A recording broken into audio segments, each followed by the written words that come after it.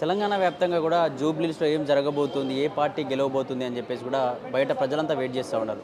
మీరు ఒక జూబ్లీస్ ప్రజలు కాబట్టి అసలు ఏం జరగబోతుంది అంటారు? ఏ పార్టీ గెలిచే అవకాశం ఉంది ఇక్కడ? ఈసారి నో డౌట్ నవీన్ అన్న ఫుల్ మెజారిటీతో గెలుస్తాడు. ఎందుకన్నా కాంగ్రెస్ మళ్ళీ నవీన్ యాదవ్ ఎందుకంటే గత గత సంవత్సరాలుగా మీరు చూసారు బీఆర్ఎస్ పాలన ఎలా ఉందని. ఇన్నిసార్లు గోపీనాథ్ గెలిచిండు కానీ ఇక్కడ చాలా ఇష్యూస్ ఉన్నాయి. ఆయన దేనికి సొల్యూషన్ ఇవ్వలేదు. జస్ట్ ఆ ఫెస్టివల్స్ రోజు వచ్చి ఆ గిఫ్ట్లు పంచడం, ఆ కుక్కర్లు పంచడం, శారీలు పంచడం, ఇది కాదు ప్రజల అసలు సమస్య. వాన పడ్డప్పుడు నీళ్ళు వెళ్తున్నాయి, రోడ్లు చక్కగా లేవు, ప్రాపర్ సీవేజ్ సిస్టమ్ లేదు. ఎన్నో వాళ్ళ రాజకీయం వాళ్ళ పాలన టైంలో ఎన్నో నాలల మీద ఇల్లులు కట్టిర్రు, చాలా అక్రమ పనులు చేసిర్రు, బెదిరించారు, ఏమైనా అంటే బెదిరించారు. చాలా కరప్షన్ అయితే నెక్స్ట్ లెవెల్లో నడిచింది.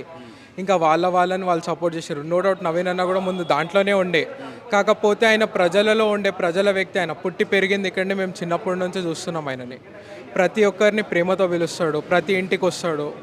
అన్న ఎప్పుడు ఏ ప్రాబ్లం ఉన్నా అన్న వచ్చి అడ్రస్ చేస్తాడు. కంపల్సరీ ఆయన ఆడ ఉండాలి. ఇప్పుడు నాకేమైనా ఇష్యూ ఉంటే రేపటి రోజు నేను పిలిచినా కూడా ఆయన వస్తాడన్న నమ్మకం ఉంది. ఇన్ని రోజులు మనము గోపీనాథ్ సార్ని చూసినాం మనం. ఆయన ఎలక్షన్ టైంలోనే కనిపిస్తాడు కానీ మిగతా టైంలో ఎక్కడ కనిపించాడు. ఆయన ఏమైనా ఇష్యూ ఉంది అంటే రాడు.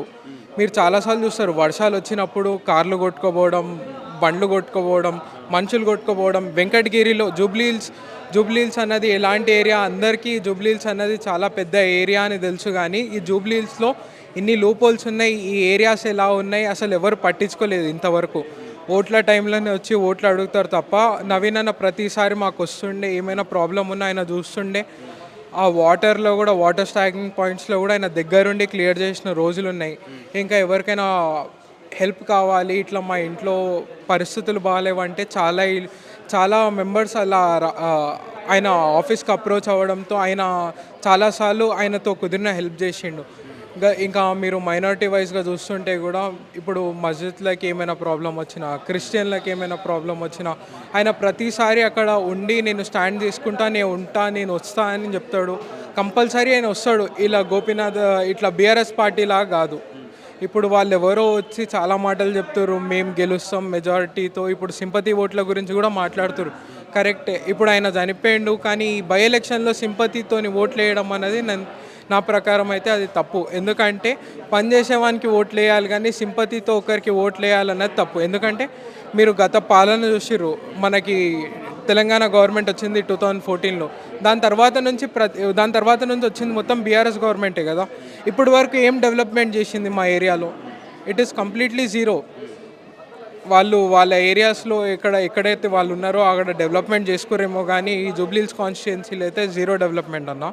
ప్రాపర్ ఇక్కడ కేటీఆర్ రోడ్ షోలో కూడా ఆకు రౌడీ ఇట్లాంటి వాళ్ళకి టికెట్ ఇస్తుంది కాంగ్రెస్ పార్టీ, అసలు సంక్షేమ పథకాలు ఎటువంటివి లేవు, రౌడీలను ప్రోత్సహిస్తుంది కాంగ్రెస్ పార్టీ అంటూ కూడా కొన్ని కామెంట్స్ చేసిండు. ఎట్లా చూస్తారన్న వీడు? ఇదంతా ఫాల్స్ అలిగేషన్స్ అన్న. ఒకవేళ వాళ్ళు రౌడీలు అయితే ముందు బీఆర్ఎస్ గవర్నమెంటే ఉండే కదా, అప్పుడు వాళ్ళు ఏం చేశారు? అసలు రౌడీజం అంతా జరిగింది బీఆర్ఎస్ గవర్నమెంట్ టైంలోనే కదా.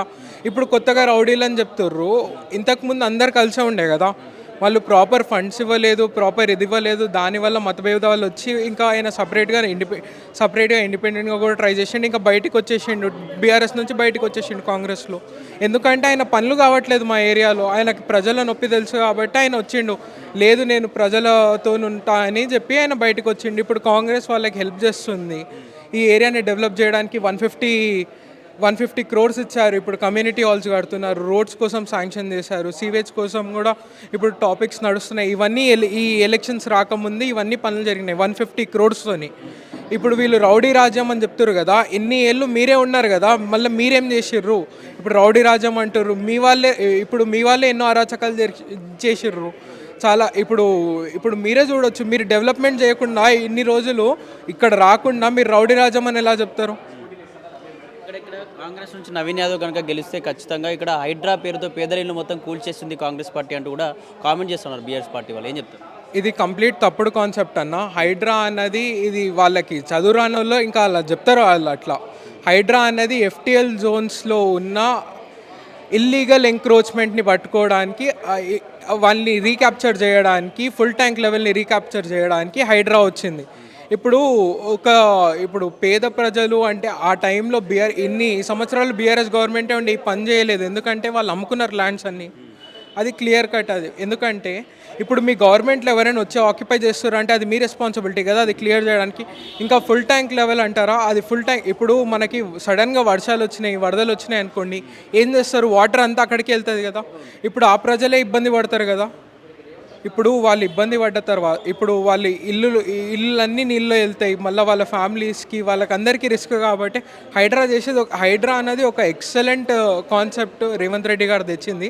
ఎందుకంటే మనం ఫుల్ ట్యాంక్ లెవెల్స్ని రికగ్నైజ్ చేసి వాళ్ళని మళ్ళీ క్లియర్ చేయించి ఆ ఫుల్ ట్యాంక్ లెవెల్ని మళ్ళీ రీస్టోర్ చేస్తే ఏంటంటే రేపటి రోజు వరదలు వచ్చినా వానలు వచ్చినా మనం గట్టిగా తట్టుకోగలం. ఇట్లా రోడ్ల మీద వాటర్ లాగింగ్ కాదు. పైగా ఆ ప్రజలు కూడా ఇబ్బంది పడరు. ఇప్పుడు వాళ్ళు ఇల్లీగల్ ఎంక్రోచ్మెంట్ చేశారు, బీఆర్ఎస్ వాళ్ళు చాలా అమ్ముకున్నారు ల్యాండ్స్ అన్నీ. ఇప్పుడు అమ్ముకున్న ల్యాండ్స్ని అసలు ఇది ఒక రైట్ పాయింట్, ఇది ఈ టైంలో క్వశ్చన్ చేయడానికి. ఇవన్నీ రిజిస్టర్ ఎట్లా అయినాయి, వాళ్ళు ఆక్యుపై చేసారు కదా, మీరేం చేసిర్రు. ఇప్పుడు మా గవర్నమెంట్ వచ్చి దాన్ని క్లియర్ చేస్తుంది, కరెక్టే. మళ్ళీ వాళ్ళు ఆక్యుపై చేసే టైంలో బీఆర్ఎస్ ఏం చేసింది, పేద ప్రజలకు ఇల్లు ఇవ్వచ్చు కదా, వాళ్ళని అక్కడ ఎందుకు ఉంచింది, ఎందుకు వాళ్ళ దగ్గర కూడా పథకాలు వచ్చినాయి కదా, ఇల్లులు పంచారు కదా, మళ్ళీ ఆ ఇల్లులు వాళ్ళకి ఎందుకు ఇవ్వలేదు, అవి ఎందుకు క్లియర్ చేయలేదు. ఇప్పుడు రేపటి రోజు ప్రాబ్లం వస్తే అది అందరికీ వస్తుంది కదా. ఫుల్ ట్యాంక్ లెవెల్ ఇప్పుడు సడన్గా వరదలు వస్తాయి, ఫుల్ ట్యాంక్ అవుతుంది, ప్రాబ్లం ఎవరికి, రోడ్ల మీద వాటర్ ఆగుతుంది, అందరికీ పబ్లిక్ అందరికీ ప్రాబ్లం అవుతుంది. ఇప్పుడు అవి రీస్టోర్ అవుతున్నాయి కదా. సో అది రేవంత్ రెడ్డి గారు తెచ్చిన ఎక్సలెంట్ కాన్సెప్ట్ అది. సో దాని గురించి నో డౌట్ ఇప్పుడు వాళ్ళు వచ్చి క్లియర్ చేస్తారు కంపల్సరీ.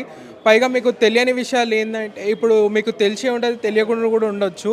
చాలామందికి ఎవరికైతే ఫుల్ ట్యాంక్ లెవెల్ నుంచి క్లియర్ చేశారో వాళ్ళకి ఇల్లులు అకామిడేట్ చేశారు రేవంత్ రెడ్డి గారు. మీరు కావాలంటే ఉస్మాన్ సాగర్ వైపు మీరు వెళ్ళి అడగొచ్చు, ఆడ చాలామందికి ఇల్లులు వచ్చాయి. ఇంద్రమ్మ పథకం కింద వాళ్ళకి ఇల్లులు ఇచ్చారు రేవంత్ రెడ్డి గారు. కాంగ్రెస్ పార్టీ గెలవబోతుందంటారా?